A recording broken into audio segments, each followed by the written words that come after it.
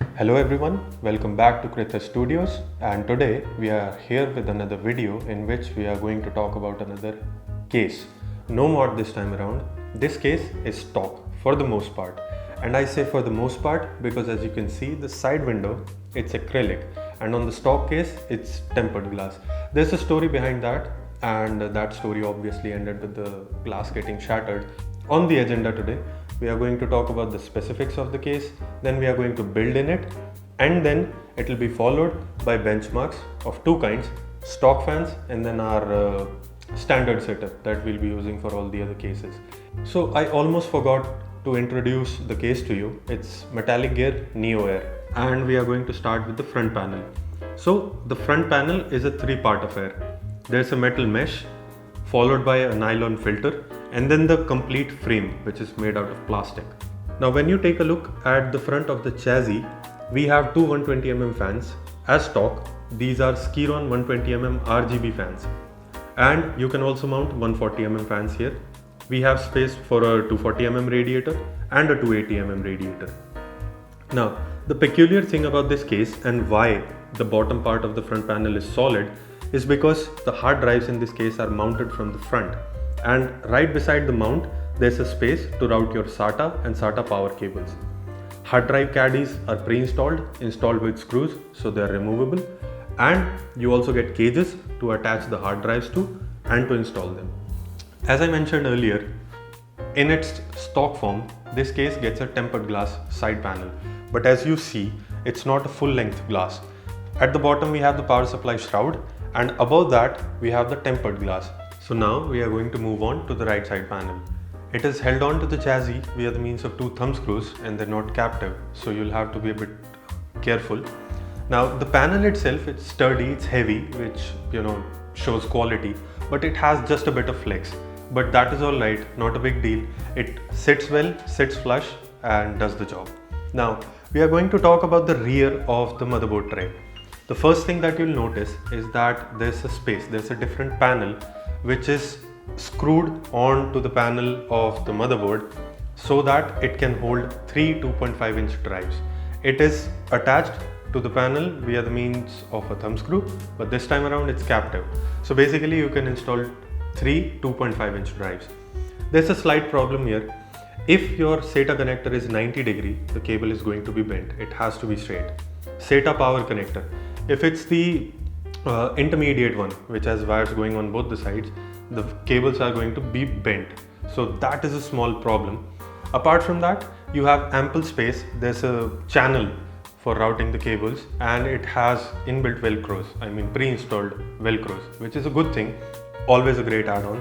There are a lot of points to attach cable ties to, and this is one of the better cases that I've seen in terms of cable management. So on the rear panel, there's not a lot to talk about apart from that, but yeah, there's one more thing. Since the hard drives are installed from the front and the PSU sits at the back, there's a lot of space between the hard drive caddy and the PSUs. Also at the bottom panel, we have this dust filter, nylon on a plastic frame, that is for the PSU, and it is really easy to remove and install. Now we are going to talk about the party trick of this case, the top panel. The best part about it is that it is removable. It is connected to the chassis, not via rivets, but with screws. There are a lot of screws, but they're good screws. And to let you in a bit more on that, the screws, they're really tactile. There's a very good feel when you use the screwdriver on them. It's something that you'll notice, you'll know, and you'll appreciate if you build a lot of cases. So that's a good thing. Now the top panel can be removed. Now if you see, there's not a dust filter, there's no dust filter on the top. Instead, there are these slats for airflow. Now Metallicgear says that this disallows dust from going inside the case. Apparently the case was not tested in India. There's a lot of dust going in from there, but yeah, it's relatively better. Still, a filter would have been nice. Apart from that, you can have two 120mm fans here or a 240mm rad. About the slot, the good thing is that they're offset. So the fans that you mount to the top of the case or the radiator, they're slightly offset and they're towards the outside of the case. That is so the VRMs or anything else on your motherboard, anything tall enough to interfere with the radiator, that's not going to happen. So this is a good thing. Now another thing, on the top we have the IO panel for this case, and that I think is very good placement, because whether you remove the front panel or the top panel, the IO stays there. On the IO we have a 3.5mm jack for the headphones, a 3.51 for the mics, two USB 3.0 ports, a reset button, LED control button, and the power button, which itself is surrounded by LED, and it matches the LED on the fans. Now the LED control button, it is connected to a small LED controller of sorts, to which the fan connects, and that way you can control the lighting on the fans. But alternatively, the fans can be connected to the motherboard ARGB headers as well, and you can control the lighting via software. On the inside of the case, we have the PSU Shroud, and it has small cutouts to route all your IO cables or fan cables that connect to the bottom of the motherboard. On the top, we have the inlet for the EPS power cable. Now on the PCI slot, there's another small hole which supposedly was meant for the PCIe cables for the graphics card. Now that hole is a bit too small. I have tried routing the cables and it does not work too well, but let's see if we can fix that when we mod this case. Okay, that was a spoiler. Now apart from this, on the inside of the case, as I told you, there's behind the case there's a channel for the cables. Because of that, there's a slight 90-degree on the inside, just slight, which gives way to the 3 cable routing slots that we have. The one problem that I encountered, that if your 24-pin ATX cable has a knot on there, like there is on my PSU, there is going to be a problem in routing the cable through these slots. So using a plier, I had to bend it a little to make the cable go through, and it worked out. Not a lot of damage to the case, and it just worked out fine, so no big deal there. Now in terms of specifics, you can install an ATX board in there, and the smaller ones as well. For the graphics card, you have 400mm of clearance, and for the CPU cooler, you have 170mm. Okay, so now we have seen everything that we needed to see about this case. We sort of disassembled it, looked at all the panels, all the specifics and all the stuff that we needed to know. Then we went ahead and built my setup in the case, and now it's all built and ready and running.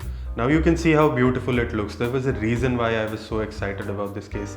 It looks really pretty, especially with the fans illuminated at the front.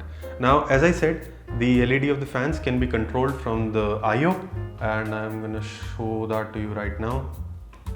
Here you go, there you go, there you go, there you go, there you go, there you go.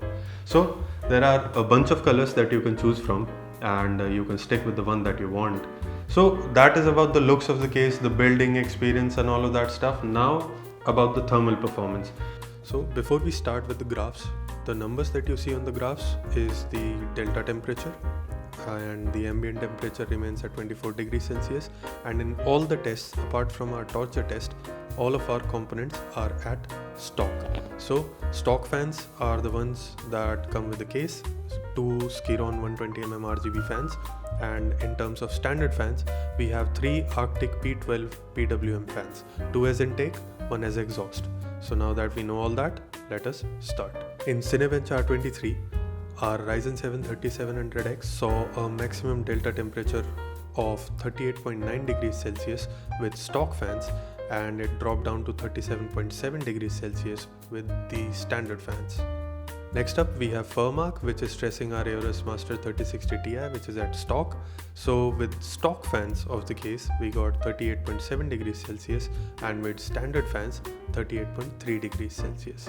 Now in terms of a real test where the CPU and the GPU are being stressed together, 3D Mark Time Spy.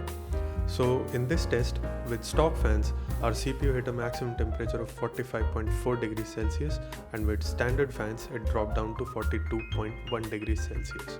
In the same test, our GPU saw a maximum temperature of 41.7 degrees Celsius at stock fans and 40.1 degrees Celsius with standard fans.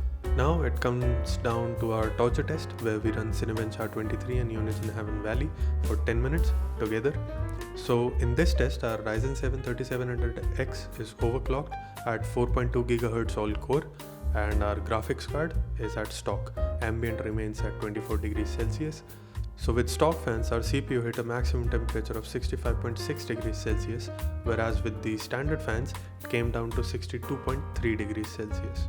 In the same torture test, our graphics card saw a maximum temperature of 42.6 degrees Celsius with stock fans, and it dropped down to 41.2 degrees Celsius with standard fans. So when I purchased this case, I got it for 5,260 bucks.